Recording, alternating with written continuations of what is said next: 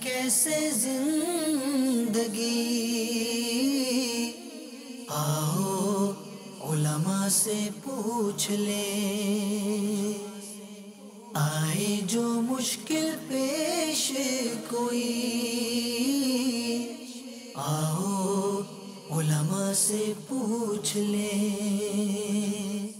الحمدللہ رب العالمین والصلاة والسلام علی سید المرسلین، اما بعد فاعوذ باللہ من الشیطان الرجیم، بسم اللہ الرحمن الرحیم۔ الصلاة والسلام علیک یا رسول اللہ وعلی آلک واصحابک یا حبیب اللہ۔ الصلاة والسلام علیک یا نبی اللہ وعلی آلک واصحابک یا نور اللہ۔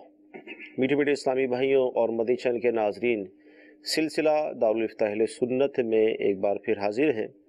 ابتداً درود پاک کی فضیلت کہ حضرت سیدنا ابی بن کعب رضی اللہ تعالیٰ عنہ نے عرض کی کہ میں اپنا سارا وقت درود خوانی میں صرف کروں گا، تو سرکار مدینہ صلی اللہ تعالیٰ علیہ وسلم نے ارشاد فرمایا، یہ تمہاری فکریں دور کرنے کے لیے کافی ہوگا اور تمہارے گناہ معاف کر دیے جائیں گے۔ صلو علی الحبیب صلی اللہ تعالی علی محمد صلی اللہ علیہ وسلم۔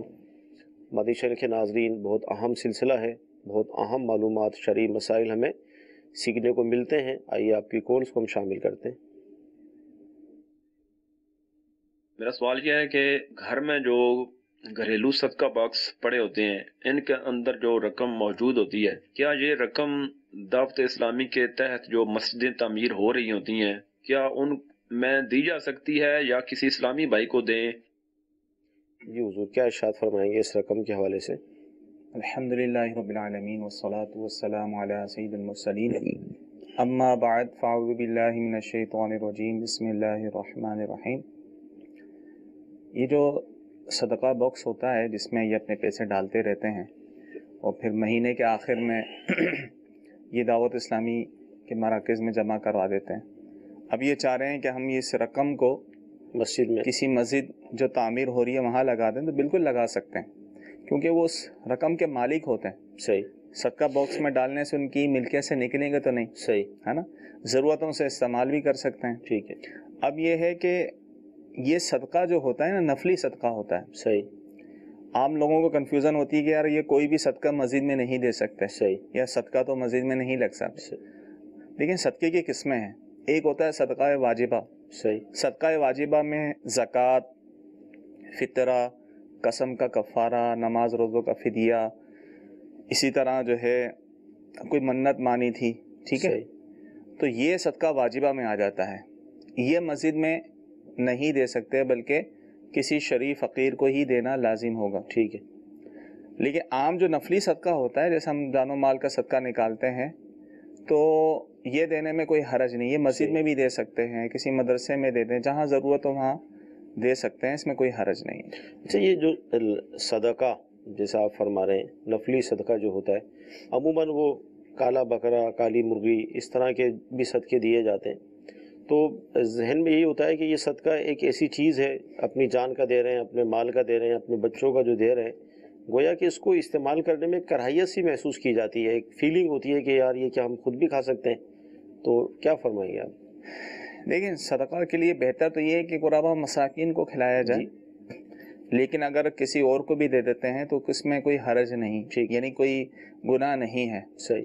اور کوئی ویسی صدقے کے مال سے بچتا ہے تو اچھی بات ہے۔ صحیح۔ بولتا ہے یار مجھ پہ تو، میں تو صاحب حیثیت ہوں، میں اس لیے نہیں کھاتا، تو اچھی بات ہے، نہ کھائے، لیکن شرعی طور پہ دینا جائز ہے۔ صحیح۔ بہتر یہ ہے کہ غربا مساکین کو ہی کھلایا جائے۔ صحیح۔ لیکن یہ صدقہ واجبہ نہیں ہے، ٹھیک ہے، کہ مستحق زکوٰۃ کو ہی دینا لازم ہو اور کہیں نہ دے سکتے ہیں، ایسا نہیں ہے۔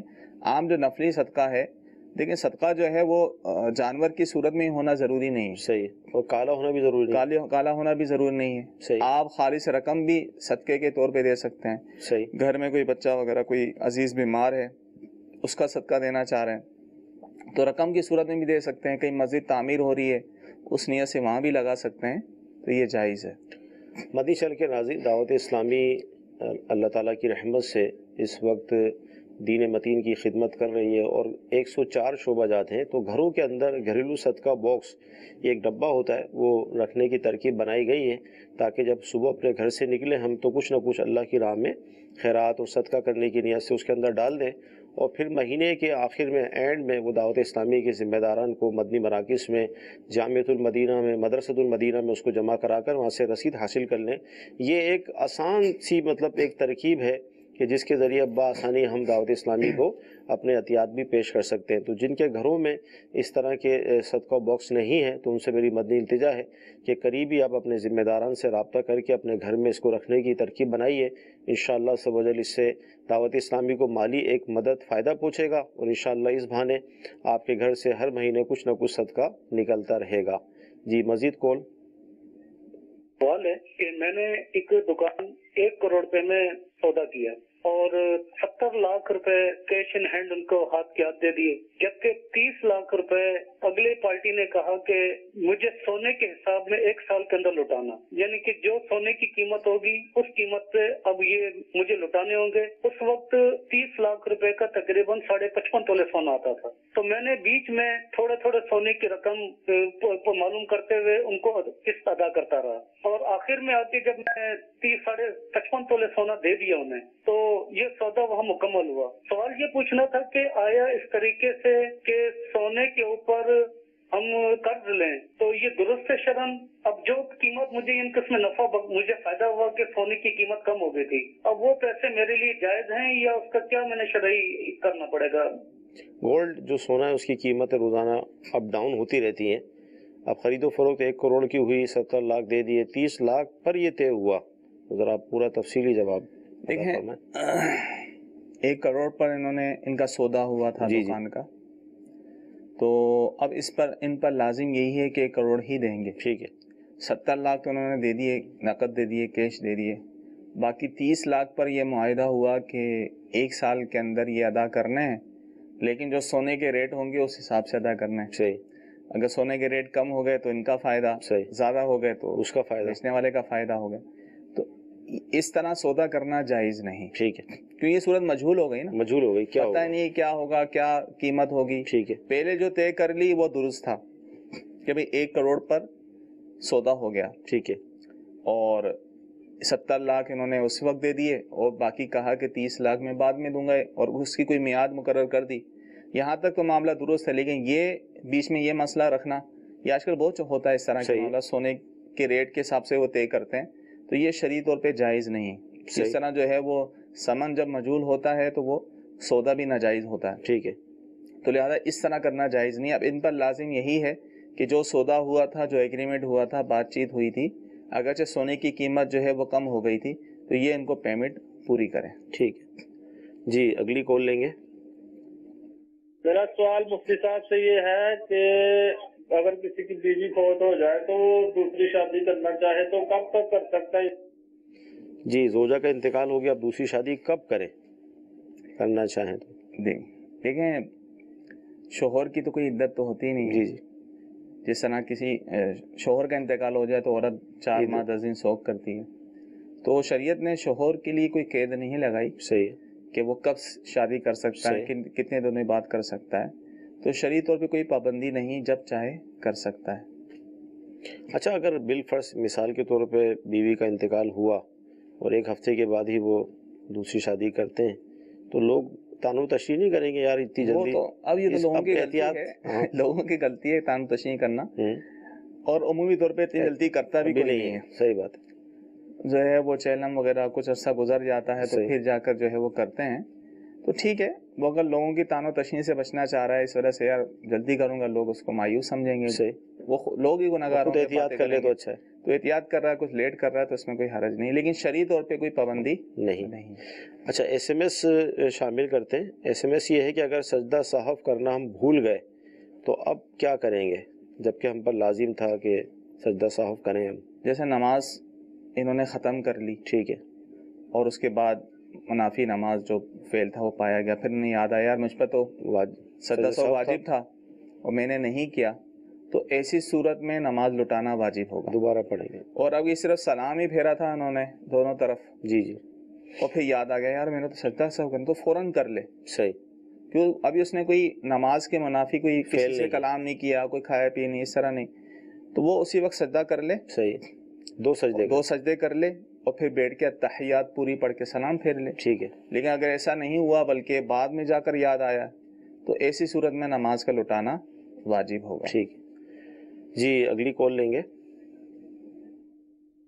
صاحب نے سوال سر یہ ہے کہ میرے پاس اگر مسجد کے کچھ پیسے موجود ہیں تو مجھے یہ یقین ہے کہ یہ 2 ماہ بعد ان پیسوں کی ضرورت پڑے گی، تو اس دوران میں یا میرا کوئی دوسرا بھائی وہ پیسے اپنی ضرورت کے لیے استعمال کر سکتا ہے؟ کیا فرماتے ہیں؟ مسجد کے پیسے ہیں ابھی رکھے ہیں، بینکوں میں رکھے ہوئے بھی ہوتے ہیں بعض اوقات کمیٹیاں، تو اب کیا کریں؟ دیکھیں مسجد کے پیسے جو ہوتے ہیں کسی کے پاس، جیسے مسجد کمیٹی کے کسی ممبر کے پاس ہوتے ہیں تو وہ امانت ہوتے ہیں. صحیح. مسجد کا پیسہ جو ہوتا ہے وہ وقف کے حکم میں ہوتا ہے. صحیح. تو یہ امانت ہوتے ہیں اور اس کو اپنی ذات کے لیے استعمال کرنا جائز نہیں. کریں گے تو خیانت ہوگی. صحیح. اور اس کا تاوان دینا ہوگا. تو لہذا اگرچہ ان کو یقین بھی ہو کہ فی الحال مسجد کو اس کی ضرورت نہیں ہے، آئندہ ضرورت ہوگی، تو پھر بھی یہ جن کے پاس رکھے ہوئے یا ان کا کوئی عزیز اس رقم کو ہرگز استعمال نہیں کر سکتا، یہ استعمال کرنا حرام ہوگا. ٹھیک ہے جی. اگلی کال.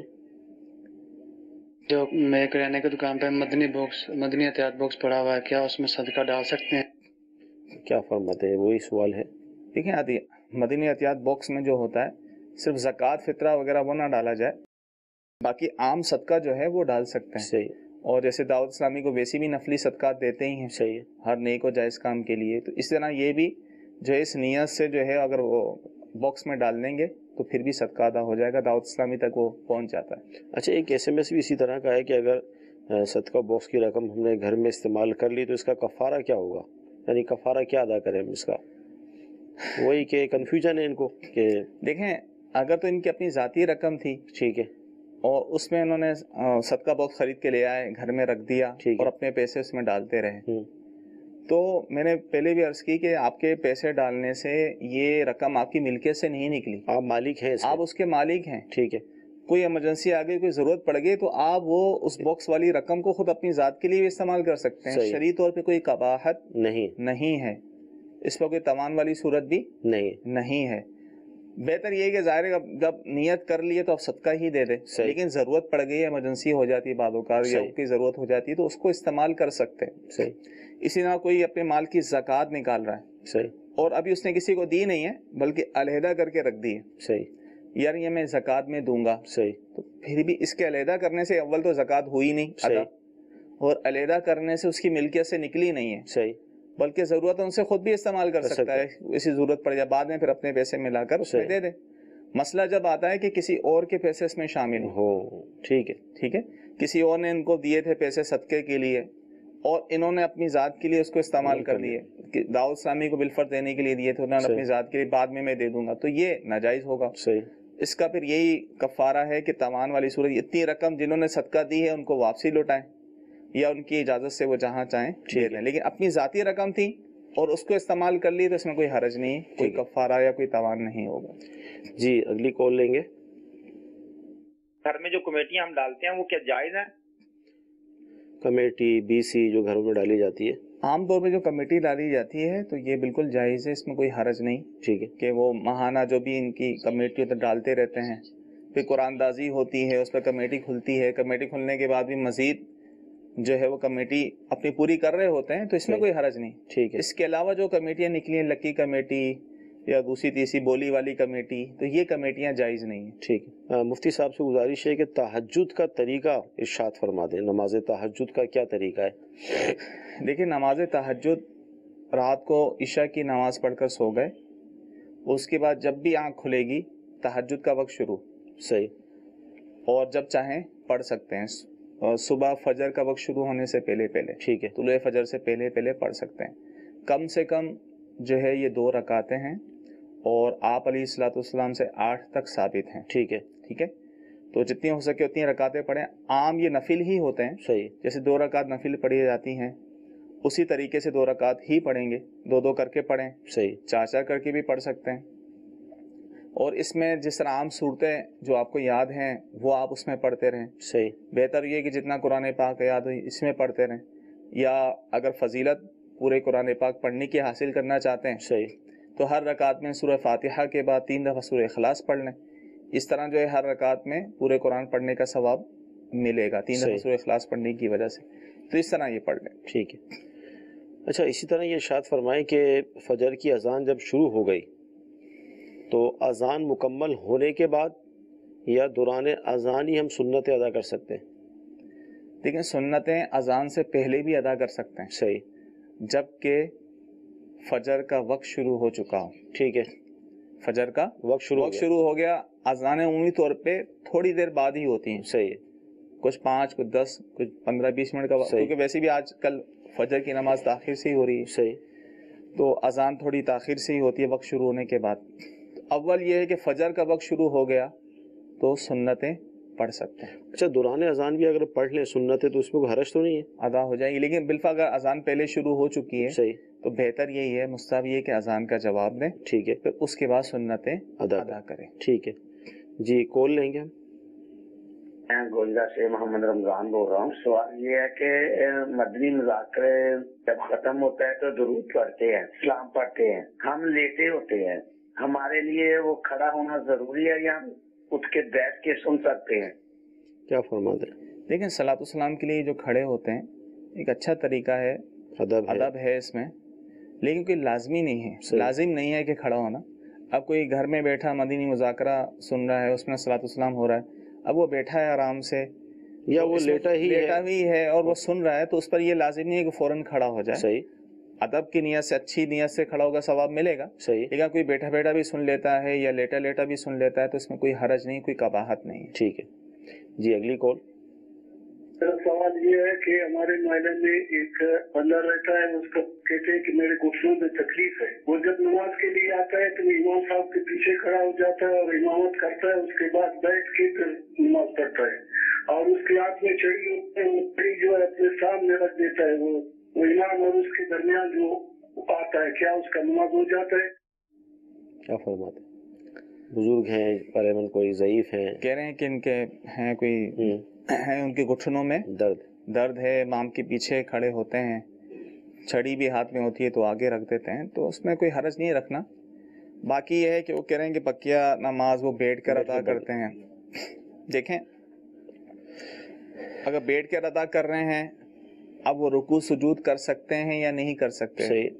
تو اس میں خلاصہ یہ ہے کہ جو شخص زمین پر سجدہ کرنے پر قادر ہے, اب گھٹنوں میں درد ہوتا ہے, بعضوں کا ایسا ہوتا ہے کہ گھٹنوں کو فولڈ نہیں کر سکتے, پاؤں کو فولڈ نہیں کر سکتے, اس لیے زمین پہ سجدہ کرنا ان کے لیے مشکل ہوتا ہے. صحیح. تو اس لیے جو ہے وہ بیٹھ کر نماز پڑھ لیں, تو اس میں کوئی حرج نہیں. صحیح. کہ جو شخص زمین پر سجدہ کرنے پر جو ہے وہ قادر نہ ہو تو اب قیام بھی, کھڑا ہونا بھی اس پر فرض نہ رہا. صحیح. افضل یہ ہے کہ بیٹھ کر اشاروں سے جو ہے وہ نماز ادا کرے. لیکن وہ کھڑے ہو کر بھی کرتا ہے قیام اور رکوع اور پھر سجدے کے لیے اشارہ کرتا ہے تو یہ بھی درست ہے. صحیح ہے. اب جیسے ان کی حاجت, اور اگر بالفرض وہ زمین پر سجدہ کر سکتے ہیں, صحیح, زمین پر سجدہ کر سکتے ہیں, لیکن اس کے باوجود وہ اشارہ کرتے ہیں سجدے کے لیے, یعنی سجدہ کرنے میں ایسی تکلیف نہیں, صحیح, نہ مرض بڑھنے کا اندیشہ ہے, تو انہیں زمین پر ہی سجدہ کرنا ہوگا. ٹھیک ہے. بعض اوقات ایسے لوگ ہوتے ہیں کہ جو ہے سجدہ تو کر سکتے ہیں لیکن کھڑے ہو کے شروع کریں گے نماز, بقیہ رکعتوں کے لیے کھڑا ہونا ان کے لیے مشکل ہوگا, تو اس لیے وہ بقیہ رکعتیں بیٹھ کر پڑھ لیتے ہیں. تو یہ بھی درست ہے. صحیح. کہ اگر ان کے لیے واقعی ایسی تکلیف ہے کہ ناقابل برداشت, تو اس لیے بقیہ رکعتیں بیٹھ کر پڑھتے ہیں, تو اس میں کوئی حرج نہیں ہے. ٹھیک جی. اگلی کال لیں گے. ظہر کی جماعت کا ٹائم ہو جائے, امام صاحب آئیں اور جماعت کا ٹائم ہو جائے, وہ سنتیں ادا کرنے سے پہلے ہی جماعت کروا سکتے ہیں؟ جو پہلے سنتیں ہوتی ہیں کیا وہ بعد میں پڑھیں تو جماعت کروانے میں کوئی حرج ہے کہ نہیں؟ اب یہ اس میں یہ ہے کہ ظاہر عوام دیکھ رہی ہے, امام صاحب کو چیک کر رہی ہے, تو اب امام صاحب نے سنتیں ہی نہیں پڑھی, ڈائریکٹ جماعت شروع ہو گئی. تو دیکھیں یہ سنتیں موقتہ ہیں. ٹھیک ہے. اور جو فرضوں سے پہلے 4 سنتیں پڑھی جاتی ہیں یہ موقتہ ہیں, ان کو پہلے ہی پڑھی جائیں گی, موقتہ ہیں یہ. اگرچہ امام صاحب تھوڑا لیٹ ہو گئے, جماعت کا وقت 1-2 منٹ بھی باقی ہے, تو وہ سنتیں ہی جو ہے وہ ادا کریں. ٹھیک ہے. اگرچہ سنت ادا کی بغیر انہوں نے جماعت کرا لی تو نماز ہو جائے گی. ٹھیک ہے. ٹھیک ہے, نماز میں کوئی کراہت نہیں آئے گی, نماز ہو جائے گی. لیکن ان کے لیے کہا ان کو یہی جائے گا کہ وہ سنتیں جو ہے وہ پہلے ہی ادا کریں, فرضوں سے پہلے ہی سنت ادا کرنا یہ سنت موقدہ ہے. اصل میں ہوتا یہ ہے کہ اب مثال کے 2 منٹ جماعت میں رہ گئے, آپ کو پتہ ہے آج کل جس طرح کے حالات ہیں, اب لوگ جو باتیں بنانا شروع کر دیتے ہیں, یار یہ کوئی طریقہ ہے, 2 منٹ رہ گئے, امام صاحب نے 2 دیکھیں منٹ یہ جب باتیں لوگ بنائیں گے امام صاحب کی عادت ہو. صحیح.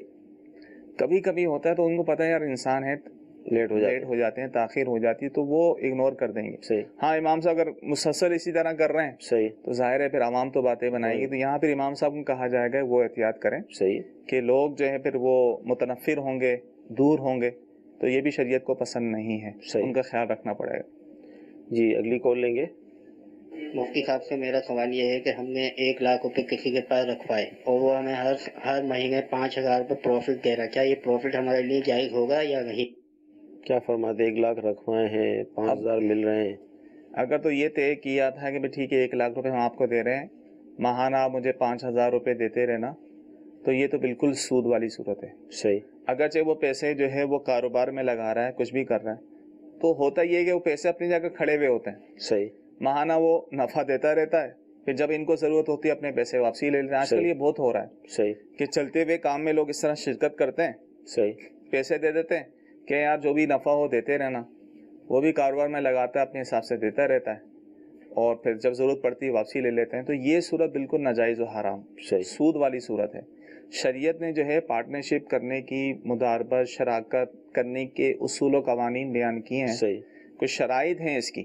صحیح. اس طریقے سے اگر کیا جائے تو وہ پروفٹ جائز ہوتا ہے. صحیح. اگر وہ طریقہ اپنایا نہ جائے, عمومی طور پہ لوگوں کو معلومات نہیں ہوتی, بس وہ یا تو یہ سمجھتے ہیں بھائی نفع نقصان میں ہے تو ٹھیک ہے. صحیح. نفع نقصان کے ساتھ ساتھ اور بھی بہت ساری صورتیں ہوتی ہیں. اب کسی کا ایک کا پیسہ ہو, ایک کی محنت ہو, صحیح, تو یہاں ٹھیک ہے نفع میں تو شریک ہو سکتے ہیں, وہ بھی نفع فکس نہیں کر سکتے, یہ 5,000 دوں گا 10,000 % کے اعتبار سے فکس کرنا ہوگا. اور اس میں جو نقصان ہوگا سارا کا سارا انویسٹر کا نقصان ہوتا ہے. صحیح. لیکن ہمارے یہاں طے کہ یہ ہوتا ہے بھی نفع نقصان برابر, چاہے سامنے والے کے پیسے ہونا. اور بھی اس میں بہت شرائط ہیں, تو عمومی طور پہ ان شرائط پہ لوگ پورا نہیں اترتے. صحیح. اس طرح جو ہے وہ نہ چاہتے ہوئے بھی سود میں پڑ جاتے ہیں اور گناہگار ہوتے ہیں. صحیح. مدنی چینل کے ناظرین, جب بھی پارٹنرشپ کرنی ہو, شراکت کرنی ہو, مداربت کرنی ہو, کوئی بھی اس طرح مل جل کر کاروبار کرنا ہو, تو ابتداً مفتیان کرام سے رابطہ کیا جائے, شرعی رہنمائی لی جائے, اس کے بعد اس کام کو شروع کیا جائے تاکہ ناجائز صورتیں اس میں شامل نہ ہوں. اسلامی بہن ایک SMS کے ذریعے پوچھنا یہ چاہ رہی ہیں کہ اگر کوئی شخص کسی کو یہ کہے کہ تمہارے ابو اللہ تعالیٰ کو اچھے لگتے تھے اس لیے ان کو اٹھا لیا, تو جملہ کیسا؟ دیکھیں اس طرح جملے نہیں کہنے چاہیے. صحیح. کیونکہ اچھے برے ہر انسان دنیا سے جاتے ہی ہیں, سب کا وقت مقرر ہے. سب کا وقت مقرر ہے, لوگ اپنے وقت پر ہی جاتے ہیں, تو اس طرح کے جملے نہیں کہنے چاہیے. سب بعض اوقات یہ ہوتے ہیں کہ جو جلدی چلا جاتا ہے تو گویا کہ وہ اس کو نیک سمجھ کر کہ یار یہ اللہ کا نیک بندہ تھا جلدی اٹھا لیا, اس طرح کے جملے بھی بولتے ہیں لوگ. اب مثالیں دیکھیں, دنیا میں ماشاءاللہ ایک سے ایک نیک لوگ پڑے ہوئے ہیں. صحیح ہے نا, تو ان کی عمریں بھی طویل ہو جاتی ہیں. صحیح. ہے نا, تو یہ اللہ تعالیٰ کی مشیت ہے. صحیح. ٹھیک ہے, اس میں اللہ تعالیٰ کی حکمتیں ہیں. ہمیں اللہ کی رضا پر راضی رہنا چاہیے. کسی کا دنیا میں رہنا ہی فائدہ مند ہوتا ہے. صحیح. کسی کا پہلے ہی چلے جانا جو ہے فائدہ مند ہوتا ہے. صحیح. ٹھیک ہے نا, تو یہ اللہ تعالیٰ کی حکمت ہے. ہم اپنی طرف سے یہ نہیں کہہ سکتے, ہمارے پہ کوئی شرعی دلیل نہیں ہے نا کہ یہ اس وجہ سے گیا کیونکہ اللہ تعالیٰ کو پسند تھا. تو اس طرح کے جملے نہیں کہنے چاہیے. صحیح بات. جی اگلی کال لیں گے. میرا نام عامر شہزاد ہے. میں یہ سوال پوچھنا چاہتا ہوں کہ عموماً جو گھروں میں ہم لوگ درود وغیرہ جو دلواتے ہیں عموماً جمعرات وغیرہ کے دن, تو کیا گھر میں اگر مرد موجود نہ ہو تو کیا عورت بھی یہ درود وغیرہ دلوا سکتی ہے؟ کیا فرمایا؟ عورتیں بھی فاتحہ وغیرہ دلا سکتی ہیں, نظر و نیاز کر سکتی ہیں. اس کے لیے جو ہے وہ قاری صاحب کو بلانا یا امام صاحب کو بلانے کی بھی حاجت نہیں ہے. گھر میں اگر کوئی پڑھنے والے ہیں, چاہے وہ مرد ہوں یا عورتیں ہوں, صحیح, وہ اپنی جو بھی ان کو صورتیں یاد ہیں وہ پڑھ کے جو ہے وہ ثواب ان کو پہنچا دیں. صحیح. تو اس میں کوئی حرج نہیں ہے. اصل میں ایصال ثواب کے حوالے سے لوگ واقعی مفتی صاحب نے فرمایا کہ لوگ اس کو بہت زیادہ کوئی مشکل کام سمجھتے ہیں, حالانکہ یہ بڑا آسان کام ہے. لیکن ظاہر معلومات نہ ہونے کی وجہ سے وہ امام صاحب, مؤذن صاحب یا دعوت اسلامی کے مبلغین ان کو تلاش کیا جاتا ہے. تو فاتحہ کا طریقہ بھی اہل سنت کا ایک رسالہ ہے, اگر آپ اس کو حاصل کر لیں گے، اس کا مطالعہ کر لیں گے تو مزید آپ کو اس حوالے سے معلومات ہو جائے گی. بہت آسان طریقہ ہے. اچھا، اگر مفتی صاحب یہ ارشاد فرمائیں، بالفرض اگر قرآنی آیت بھی یاد نہ ہو اور آدمی صرف یہی کہہ دے کہ جو میں نے یہ تبرک بنایا اس کا جو بھی ثواب ہے یہ فلاں بزرگ کو پہنچے، تو یہ بھی پہنچا سکتے ہیں. یہ بھی سارے جو شخص نماز پڑھتا ہے اسے کم الحمد شریف تو آئے گی. صحیح ہے. الحمدللہ سورہ فاتحہ تو پڑھ سکتا ہے، سورہ اخلاص پڑھ سکتا ہے. صحیح. تو یہی پڑھ لے، یہ بھی کافی ہے. صحیح. ایک دفعہ بھی پڑھ لے کافی ہے. صحیح. اور اسی کا ثواب پہنچا دے. جو کھانے پینے کا اہتمام کیا ہے اس کا بھی ثواب پہنچا دے، اس میں کوئی حرج نہیں ہے. ٹھیک ہے جی. اگلی کال. پانی کے سارے جانور حلال ہیں، اور سانپ کے بارے میں بتائیں، کیا سانپ بھی حلال ہے؟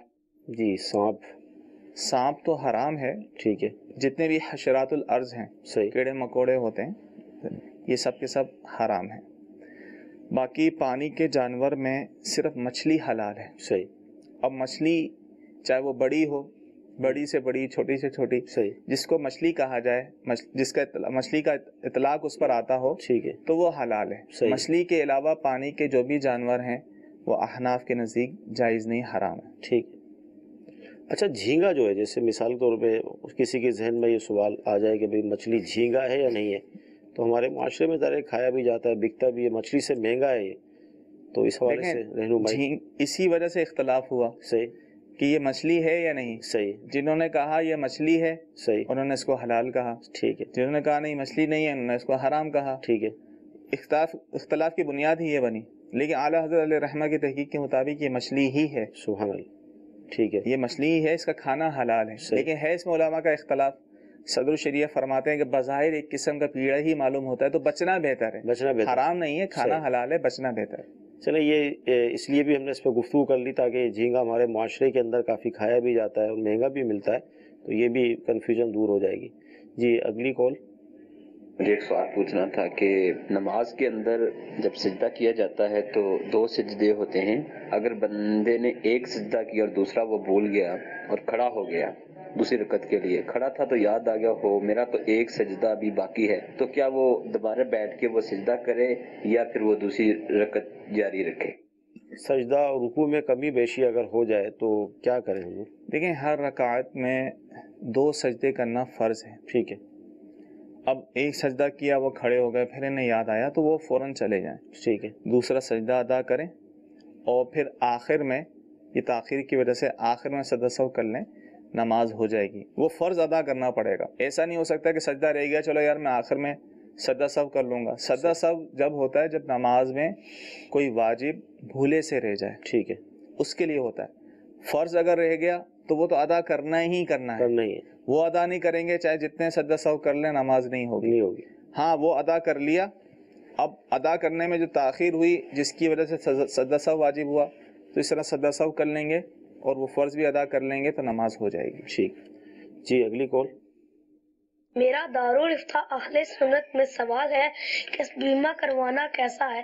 بیمہ، جی کیا فرمائیں گے؟ بیمہ کروانا جس کو انشورنس، لائف انشورنس کہتے ہیں، یہ حرام ہے. ٹھیک ہے. اس کی تفصیل یہ ہے کہ دیکھیں، اس میں جو منافع ملتا ہے یہ سود کے حکم میں ہے.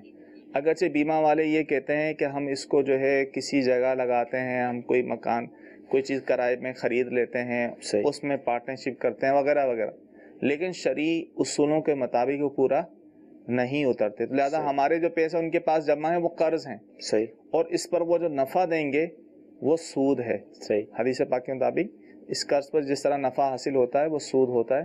لہذا بیمہ پالیسی، لائف انشورنس یا کسی قسم کی بھی انشورنس کروانا یہ ناجائز و حرام ہے. ٹھیک ہے. اچھا، SMS یہ ہے مفتی صاحب کے نکاح ہوا، لڑکی جو ہے وہ راضی نہیں ہے، تو اب کیا ہوگا؟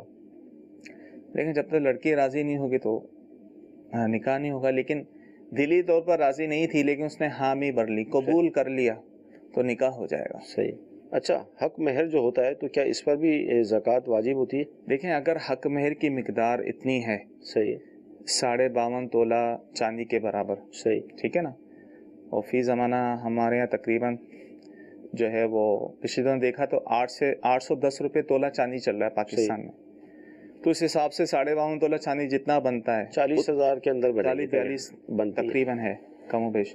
تو اتنا اگر کسی کے پاس ہے اور اس پر سال گزر جائے، ضرورت سے اتنا ہے، تو اس صورت میں ہوگا. صحیح. اب کسی کا مہر تھا ہی کم، صحیح، 5-10 ہزار روپے تھا، 20 ہزار روپے تھا، اس سے شور نے دے بھی دیا، اس نے سنبھال کے رکھا، اور اس کے علاوہ کچھ نہیں، زیور وغیرہ نہ ہو. اگر زیور ہے تو زیور کے ساتھ ملا کر اگر وہی اگر 5.5 تولہ چاندی کے برابر ہو جاتا ہے، ٹھیک ہے، اور اس پر سال گزر جاتا ہے، تو اس صورت میں زکوٰۃ ہوگی. ٹھیک ہے جی. اگلی کال. امام صاحب رکوع میں چلے جائیں، نماز نیتنے کے بعد ہاتھ باندھنا ضروری ہے کہ نماز نیت کے سیدھا رکوع میں چلے جائیں؟ اچھا، یہ ہوتا ہے کہ جب امام صاحب رکوع میں ہوتے ہیں، جو مقتدی پیچھے سے آ رہے ہوتے ہیں، تو دیکھا یہ گیا کہ وہ نیت بھی کرتے ہیں، پھر ہاتھ بھی باندھتے ہیں، تو پھر رکوع میں جاتے ہیں. اتنی دیر میں امام صاحب رکوع سے اڑ جاتے ہیں، تو ایسا آسان طریقہ پتہ چل جائے کہ بھئی رکعت ہمیں مل جائے امام کے ساتھ. دیکھیں، اگر تو شامل ہونے والا یہ جانتا ہے کہ میں تکبیر تحریمہ کہنے کے بعد ثنا بھی پڑھ لوں گا، ٹھیک ہے، اور ثنا پڑھ کے میں رکوع میں شامل ہو جاؤں گا، تو اس صورت میں وہ ہاتھ باندھے. ٹھیک ہے، ثنا بھی پڑھے، کیونکہ ہاتھ وہاں باندھے جاتے ہیں جہاں کچھ پڑھنا ہوتا ہے. ٹھیک ہے نا. اب اللہ اکبر کہتے ہوئے ہاتھ باندھیں، ثنا پڑھیں، صحیح، اور پھر اللہ اکبر کہتے ہوئے رکوع میں جائیں. صحیح. یہ تو جب ہے جب پتہ ہو کہ میں پڑھ لوں گا.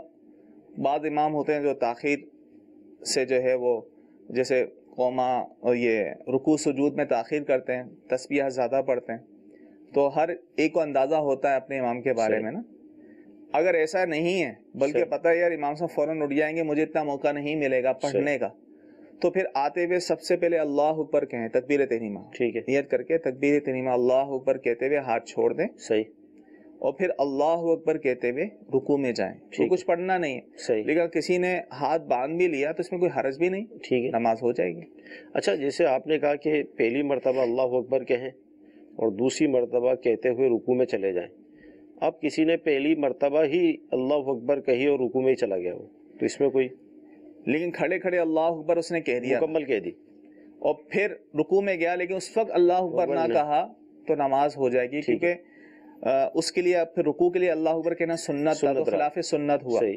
لیکن اگر ایسا ہوا کہ اللہ اکبر بر جو ہے رکوع میں جا کر ختم ہوئی، جی، تو اس صورت میں نماز ہی شروع نہیں ہوئی، کیونکہ تکبیر تحریمہ کے لیے کھڑے کھڑے اللہ اکبر کہنا ہی ضروری ہے، فرض ہے. جی. یہ ایک یہ کہہ لیں کہ غلط فہمی تھی، یا ہمارے معاشرے کے اندر جو بالخصوص جو نماز پڑھتے ہیں اس میں لا علمی کی وجہ سے اس طرح کی غلطی کرتے ہیں کہ وہ صرف ایک اللہ اکبر ایک مرتبہ کہتے ہوئے رکوع میں جا رہے ہوتے ہیں. ظاہر پریکٹیکل ہم لوگ دیکھتے بھی ہیں، جہاں جہاں ممکن ہوتا ہے سمجھانے کی کوشش بھی کی جاتی ہے، تو یہ مسئلہ بھی ہمارے سامنے واضح ہو گیا. جی مزید. میرا سوال یہ ہے کہ آنکھیں بند کر کے نماز پڑھ سکتے ہیں؟ آنکھیں بند کر کے نماز پڑھنا، ویسے تو آنکھیں بند کر کے نماز نہیں پڑھنا چاہیے، صحیح، لیکن اگر آنکھیں بند کرنے میں جو ہے وہ خشوع خصوص کو حاصل ہوتا ہے، نماز میں توجہ رہتی ہے، تو اس میں کوئی حرج نہیں، بلکہ افضل کہا گیا ہے کہ آنکھیں بند کر کے پڑھ لیں. ٹھیک ہے. اچھا، اگر نماز کے دوران وضو ٹوٹ جائے، ایسے میں سمے موصول ہوا، تو اب نماز کا کیا ہوگا، کیا کریں، اور نمازی کے آگے سے گزرنے کا کیا حکم ہوگا؟ دیکھیں، اگر جماعت میں یہ شامل ہیں جی اور ان کا وضو ٹوٹ گیا جی، تو یہ نکل جائیں، آگے سے بھی گزر سکتے ہیں. ٹھیک ہے، گناہگار نہیں ہوں گے، کیونکہ امام کے آگے تو سترہ ہوتا ہی ہے، امام کا سترہ سب کے لیے کافی ہوتا ہے. تو جماعت میں ہے تو پھر آگے سے گزر سکتے ہیں، صفوں کو چیرتے ہوئے بھی گزر سکتے ہیں. اب ظاہر انہوں نے جانا تو ہے ہی، صحیح، اس حالت میں نماز پڑھنا ہی جائز نہیں ہے. وضو ٹوٹ گیا تو ظاہر نماز ٹوٹ گئی، تو اب دوبارہ وضو کر کے شامل ہوں گے. لیکن اگر اس وقت تنہا تھے، اب ان کا وضو ٹوٹا ہے، تو اب دیکھ ان جماعت نہیں ہو رہی، ویسے پیچھے لوگ نماز پڑھ لیں، تو اب جو ہے جو بغیر سترے کے نمازی کے آگے سے نہیں گزر سکیں گے. پھر ان کو انتظار کرنا پڑے گا کہ نمازی نماز پڑھ لیں، پھر جو ہے وضو کے لیے چلے جائیں. ٹھیک جی، کال لیں گے. میرے پاس پرائز بانڈ پڑے ہیں، ان کی شرعی حیثیت کیا ہے؟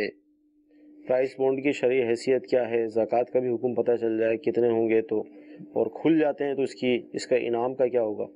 دیکھیں، پرائز بانڈ حلال، اس کی خرید و فروخت جائز، ٹھیک ہے، اور اس سے نکلنے والا انعام بھی حلال ہے. ٹھیک ہے. صرف ایک واحد وہ 40,000 والا پرائز بانڈ نیا جو آیا ہے، ٹھیک ہے، پریمیم جس کو کہتے ہیں، کہ اس میں جو ہے 6 مہینے بعد نفع دے رہے ہیں، اگر پرائز بانڈ نہ بھی کھلے جب بھی نفع ملے گا، وہ والا ناجائز ہے۔ اس کے علاوہ جو پرائز بانڈ ہے بالکل اس کی خرید و فروخت جائز ہے، حلال ہے، ٹھیک ہے، اور اس کا نکلنے والا انعام بھی جائز ہے۔ اب جس کے پاس پرائز بانڈ پڑے ہوئے ہیں تو پرائز بانڈ کی مالیت اور جتنا اس کے بعد اور بھی مال ہے ضرورت سے زائد، ان کو ملا کر اگر وہی 52.5 تولہ چاندی کے برابر بن جاتا ہے اور اس پر سال گزر جاتا ہے تو اس پر بھی زکوٰۃ دینی ہوگی۔ ٹھیک ہے جی، اگلی کال لیں گے۔ عورت بھی طلاق لے سکتی ہے خود اپنی مرضی سے، جو جسے کہتے ہیں خلا، یہ دین میں جائز ہے سر یا ناجائز ہے؟ جی، عورت طلاق لے سکتی ہے خود؟ بالکل لے سکتی ہے، لیکن کوئی شرعی وجہ ہو۔ ٹھیک، بلا شرعی وجہ کے طلاق لے گی، خلا کا مطالبہ کرے گی تو یہ جو ہے جائز نہیں ہوگا۔ صحیح، جو ہے بلا شرعی جو ہے طلاق لینا، خلا لینا، حدیث میں ایسی عورتوں پہ لعنت بھی آئی ہے، اور شرعی وجہ بہت ساری ہو سکتی ہیں۔ صحیح، کہ شوہر جو ہے وہ نان و نفقہ ہی نہیں دے رہا، اس پر جو ہے وہ ظلم و ستم کر رہا ہے، یا اور دیگر حقوق کی ادائیگی نہیں کر پا رہا، تو ایسی صورت میں بالکل عورت کو شریعت نے حق دیا ہے کہ اپنے شوہر سے جو وہ طلاق لے، خلا لے۔ لیکن یہ بات ذہن میں رہے کہ طلاق ہو یا خلا بھی طلاق ہی ہوتی ہے، طلاق ہو یا خلا ہو، یہ واقع جب ہوگی جب شوہر خود دے گا۔ ٹھیک ہے، یہ شوہر سے مطالبہ کرے گی، چاہے وہ اپنا مہر اس کو معاف کرنا پڑے، مزید مال دینا پڑے، شوہر اس کو قبول کرے گا، اس کے بعد اس کو طلاق دے گا تو یہ خلا واقع ہوگی۔ صحیح، شوہر کی رضا کے بغیر، یعنی شوہر نے نہ زمانی طلاق دی، نہ تحریری طلاق دی، اور کسی اور ادارے نے اس کو جا کے، کسی اور شخص نے اس کو جا کے خلا دے دیا، طلاق دے دیا، تو اس طرح جو ہے یہ طلاق یا خلا واقع نہیں ہوتی جب تک کہ شوہر نہ دے۔